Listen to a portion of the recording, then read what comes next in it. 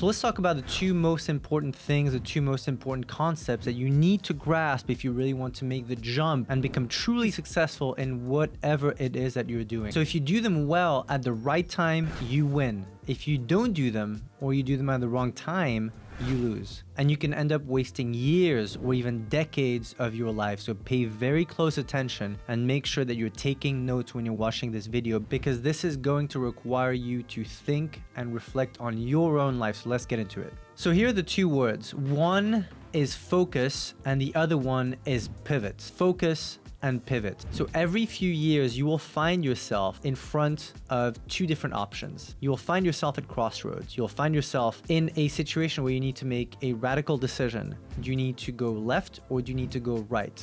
Do you need to pivot or do you need to focus? So let's get into some real life examples. So I was trained as a professional tennis player. My goal was to become a tennis pro. For the better part of a decade, I trained every single day to become a tennis pro. I was lucky to be trained by some of the best coaches in the history of tennis. I competed against some of the best tennis players in history because I was number one in the country, number one in Switzerland. And so when you're number one in the country, the federation sends you all over the world to compete against other number ones and number twos from other countries. I competed against and played against Rafael Nadal from Spain, Novak Djokovic from Serbia, and dozens of other players who went on to be very successful in the pros. And so between the ages of 12 to 21, I practiced and trained pretty much every single day. And the only time when I did not practice was when I was injured. So at age 17, which is a key moment when you go from the juniors to the pros, I got injured. I tore my quadriceps, and so that set me back for about 9 months being away from regular practice every single day, and I just basically had to heal. And I was watching my competitors, all the other players train every single day. So that was the first injury. After the injury, I healed and I went back to play on the Future and the Challenger Tour, which is the level that's under the ATP Tour. And I kept training every single day with amazing coaches, amazing conditioning coaches. And a few years later, I was playing really well, but at age 21, I got pneumonia twice in one summer. All the other players and most of the players that I was competing directly against a few years earlier had already turned pros. Some of them had won Grand Slams. And so I was confronted with this thought: do I pivot or do I focus? And I don't really know if it was something that I picked up naturally from coaches. I don't know where I picked up the pivot or focus concept, but I literally was confronted with that. Do I keep going? Do I keep doing this tennis thing? Even though all the players around me who I wanted to compete against with directly in the pros, because I had competed against them in the juniors, I wanted to be like them and to beat them. But the bottom line is my time had passed in tennis. And so they had made the jump to the pros, and at age 21, that's when I decided to pivot. Why?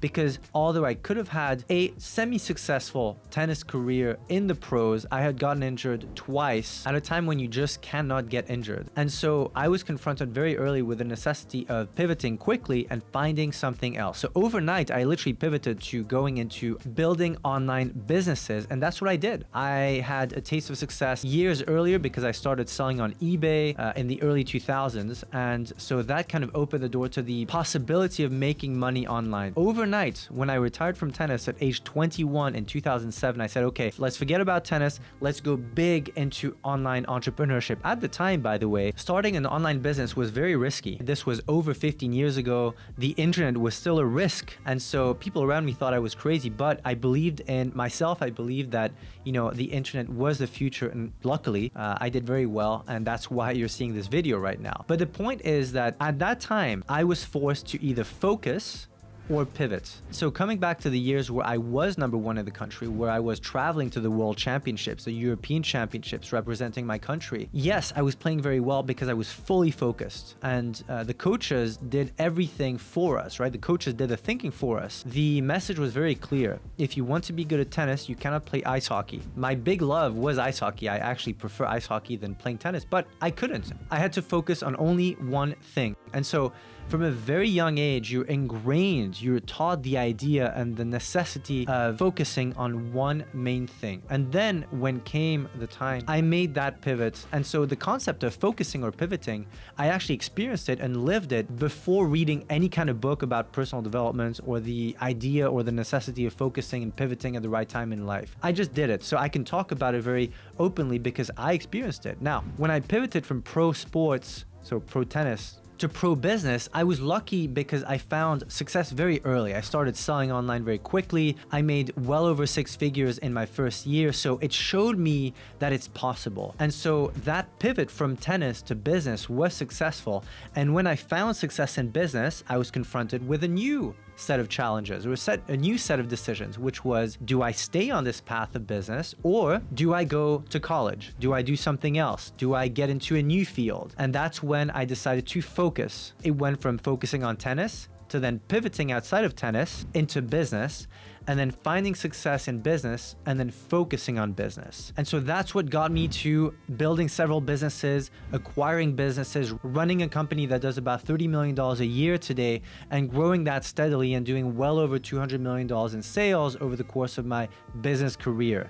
And so what you need to understand is the necessity of either focusing on one thing or pivoting and doing something completely different. You cannot do a bit of both. You need to either pivot or focus. And so whatever you're doing in life right now, take a few moments to think about where you are. Are you in a phase right now where you need to focus because something's working? Or are you in a phase right now where things are difficult and you're struggling and you might need to pivot and do something else? And so level 2 of this is doing a meta focus or a meta pivot. Because what's going to happen is you will, when you find something that you're focusing on, you will find that there's times within that discipline, within that sport, within that business. And so if the thing that you're doing is overall successful, right? Let's say you're running a successful business, within that, under that umbrella, you will be trying different things and then either cutting or doing more of. And I'll give you a very sad story because this is exactly what not to do.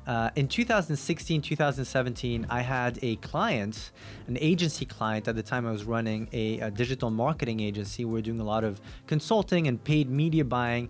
And one of the clients was running a pretty successful business, and we got her from about $5,000 to over 6 figures a month. Now, when she had her first 6-figure month, she celebrated, but she decided to take a few months off. She had been struggling before that. She'd been struggling for years trying to build her business. We got her from 5K to over 100,000 a month.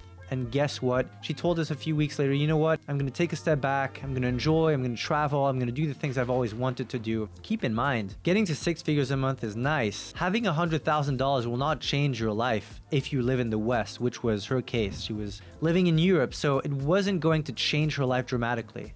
Now, what it did do, because she took about 3 months off, is instead of pushing when things were going well, instead of pushing and going all in, like I said, and trying to build that business and go from 100,000 to 200,000 and really build a solid base and a solid foundation to her business. And so when she came back from the 3 months off, and I warned her, I said, do not stop now. You're finding some success now. Now is the time to focus. She said, no, I want to live my life. I want to have fun. I want to travel. I said, great, you can do that. But the consequence is that other people came into the market, ads got more expensive, and the business model she was using to get to that first $100,000 a month just wasn't working anymore. And so the business crashed and she had to close down. She had to let all her employees go, and that was the end of it. And again, I had warned her, so there's nothing more I could have done. And that is a great example of what not to do. When something starts working, especially if you've gone through a phase of trying to make things work, you have to go deep, you have to go all in and make as much money as you can, because things change very, very quickly. So again, focus or pivot. Now, think about your own life. Think about where you are right now. Do you have to pivot or do you have to focus and go all in? Think about that. Let me know in the comments below, and I'll talk to you soon.